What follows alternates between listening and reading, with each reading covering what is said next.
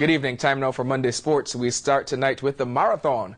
3 champions repeat and a new winner is crowned in this year's Cayman Islands Marathon yesterday.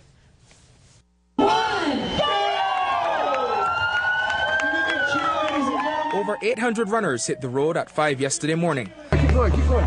And from the early going, Marius Acker looked like a man on a mission in the half marathon. Was going for the record, so I pushed from the start. And went for the record he did.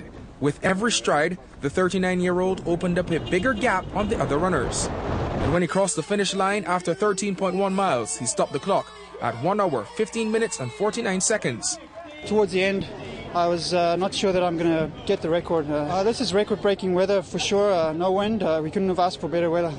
As expected, Krissy Dooling was the fastest lady, finishing 8th overall in 1 hour, 28 minutes and 2 seconds. I enjoyed it as much as you could enjoy a half marathon. They certainly helped with the enjoyment at the water stops.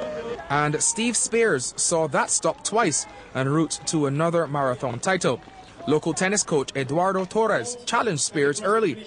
At the halfway stage, the pair settled in for the final push, but Spiers served the ace on the tennis coach and pulled away to win in 2 hours and 52 minutes. I was feeling really good at halfway and picked it up the second half. So this was really fun. I always try and give my best, but this was a fun race. On the ladies' side, Beth Schreader tacks on another marathon title.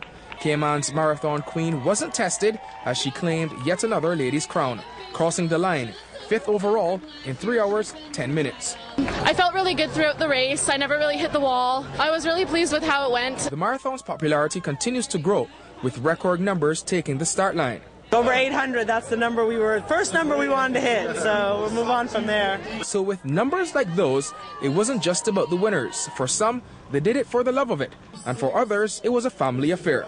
Some danced and some high-kicked their way across the finish line in celebration. But marathon champ Steve Spiers put it best when asked why he keeps coming back. We love the island, the people are so friendly. Get your picture. And I just recommend this race to everybody because it's just fantastic. We'll continue to recap the marathon this week. Also, we focus on Mr. Derek Haynes, who ran for charity again this year. There he is, passing mile 17. Find out if he was successful. Tristan Miller, the man who was trying to run 52 marathons this calendar year. He completed his 50th yesterday. We'll hear from him later on this week. And our own Westar Death Stars, Kafara Gustin, Kevin Morales and company. They'll be coming up this week. Find out how they did. They had a shot at the team relay. I'll tell you how that unfolded. And we'll have some of the famous faces from our community that shed their suits and hit the road running in this year's marathon. Those stories to come later on this week, so stay tuned for them. From the marathon to some Premier League football, where our best players compete for their clubs. And the question being asked today, can anyone end elite unbeaten streak before the end of 2010? Last night, the West Bay side survived a tough test from arch rivals Bodentown to win 4-3 at the Edward Sports Centre. Elite led 2-1 at the halftime break before Bodentown took the lead at 3-2. Before Elite scored 2 more goals to win the game. Darren Ebanks, Jermaine Wilson, Jairo Sanchez and Dwayne Wright were on target for coach Greg Ebanks' men. In other results, bottom-ranked Future scored their 2nd win of the season. Coach Uto must be a happy man when they upset defending champs Scholars International 2-1. Roma picks up their 2nd win of the season.